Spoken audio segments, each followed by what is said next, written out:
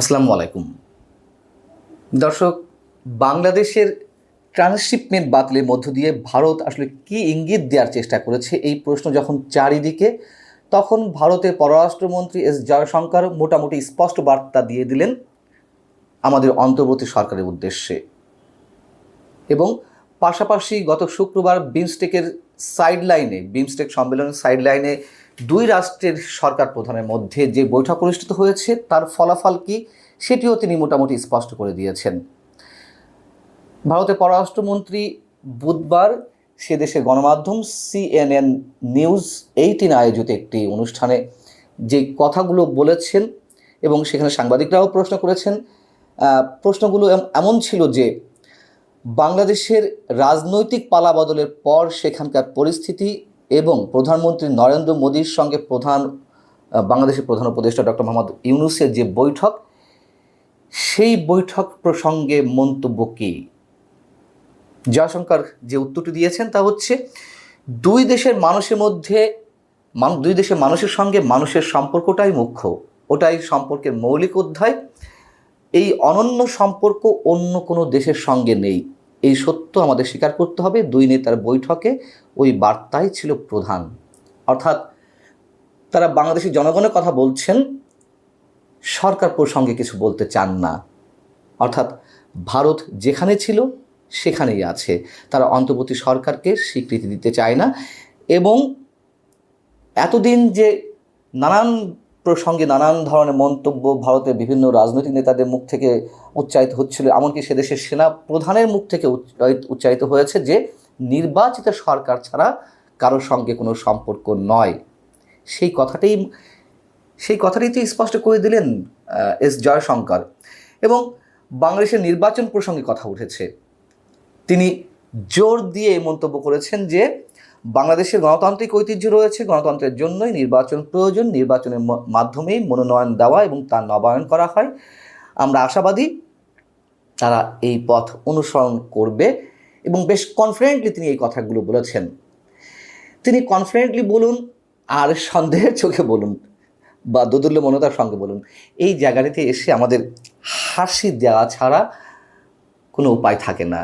তার কারণ 2014, 2018, 2024 পরপর তিনটি নির্বাচন ভারতের প্রত্যক্ষ মদদে, প্রত্যক্ষ সহযোগিতায় যে একতরফাভাবে যে ভয়ঙ্কর হাস্যকর প্রহসনের নির্বাচন আওয়ামী লীগ অনুষ্ঠান করতে পেরেছিল, এটা তো আমরা সবাই জানি। ভারতের প্রত্যক্ষ সহযোগিতা ছাড়া তো আর এটা সম্ভব নয়, এটা সবার কথা, পুরনো কথা। কিন্তু তারা এখন নির্বাচনের কথা বলছে। অবশ্যই নির্বাচনটা আমাদের খুব প্রয়োজন। এবং তিনি মৌলবাদ সম্পর্কে যে কথাই বলেছেন, যে বাংলাদেশে মৌলবাদের যে উত্থান, সে বিষয়ে ভারত উদ্বিগ্ন। এই পথটাও তো ভারত করে দিয়েছে, এই পথটাও তো নিঃসন্দেহে আওয়ামী লীগ তৈরি করে দিয়েছে। একটা কথা সবসময় আমি আপনাদের সামনে সবসময় বলি, কোনো সমাজ বা রাষ্ট্রে যখন কোনো রাজনৈতিক শূন্যতা তৈরি হয়, তারপরে স্টেজ হচ্ছে চরমপন্থা অথবা মৌলবাদ। এটি আমার কথা নয়, এটি রাষ্ট্রবিজ্ঞানের পণ্ডিতদের কথা। এবং সব কিছু থিওরি মেনেই তো এখন হচ্ছে। আওয়ামী লীগের সময় যে ভয়ঙ্কর রাজনৈতিক শূন্যতা সৃষ্টি হয়েছিল, তার পরপরই যেটি আসার কথা সেটিই হয়েছে। কিন্তু তাই বলে এই নয় যে আওয়ামী লীগ যেটি সৃষ্টি করে গেছে, এখন বর্তমান সরকারের সময় যা চলছে সব আমরা থিওরি আকারে মেনে নেব, এটা কোনো থিওরি বলে না। যাই হোক, তো তিনি যেটি বলছেন যে বাংলাদেশের মঙ্গল ভারত যতটা কামনা করে আর কোনো দেশ ততটা করে না। এই মঙ্গল কামনা ভারতের ডিএনএতেই রয়েছে, মানে তাদের যে অস্থি মজ্জা, মনন, মানসিকতা সব কিছুর সঙ্গে মিশে রয়েছে। এবং এই জন্য বলছেন যে তাই এত খোলামেলা আমরা আমাদের উদ্বেগ প্রকাশ করতে পারি। এখানেও তো আমাদের প্রশ্ন, যদি ভারতের সম্পর্ক বাংলাদেশের মানুষের সঙ্গে হয়ে থাকে, তাহলে তারা কেন বিশেষ একটি দলকে বেছে নিয়েছিল? নির্বাচনের মাধ্যমে যে আসতো এই মৌলবাদ চরমপন্থার উত্থান ঘটতো না, আর এভাবে ভারত বিরোধিতাও নিশ্চয়ই এইভাবে সৃষ্টি হতো না। এখন কেউ বলতে পারেন যে মৌলবাদ আসবে বিধায় তো আওয়ামী লীগের প্রয়োজন ছিল, মৌলবাদের উত্থান ঘটবে বিধায় তো তারা সবসময় আওয়ামী লীগকে সাপোর্ট করেছে। একেবারে ভুল কথা, একেবারে ভুল কথা। কোনো একটি বিশেষ বিষয়ের আশঙ্কায় একটি মাত্র রাজনৈতিক দলকে সাপোর্ট দিয়ে যেতে হবে, গণতন্ত্রের সব পথ রুদ্ধ করে, এটি কোনোভাবেই কোনো থিওরিতে আসে না, কোনো সমীকরণে আসে না। যাই হোক, তিনি বলছেন, তিনি যে মৌলবাদের কথা বললেন এবং বর্তমান সরকারের সময় যে মৌলবাদের উত্থান, এটি চরম বাস্তবতা। আমরা গত কিছুদিন আগে যেমন দেখলাম হিজবুত তাহরির মিছিল, মার্চ ফর খিলাফত যে কর্মসূচির তারা ডাক দিয়েছিল এবং সরকারের এক ধরনের উদাসীনতা, বাধ্য হয়ে পশ্চিমা বিশ্বকে দেখানোর জন্য বেশ কয়েকজনকে আটক করলেন। গত 2 দিন আগে ফিলিস্তিনিদের পক্ষ নিয়ে বা ফিলিস্তিনিদের প্রতি সংহতি জানানোর জন্য সারা দেশে যে বিক্ষোভ কর্মসূচির আয়োজন করা হলো, আমরা মনে করেছিলাম যেটি শান্তিপূর্ণভাবে হবে, কিন্তু সেটির মধ্যেও তো আমরা দেখলাম যে উগ্রবাদী তার একটা চরম উত্থান যে বাংলাদেশে ঘটেছে, তার আরও একটি নমুনা আমাদের সামনে উপস্থিত হলো।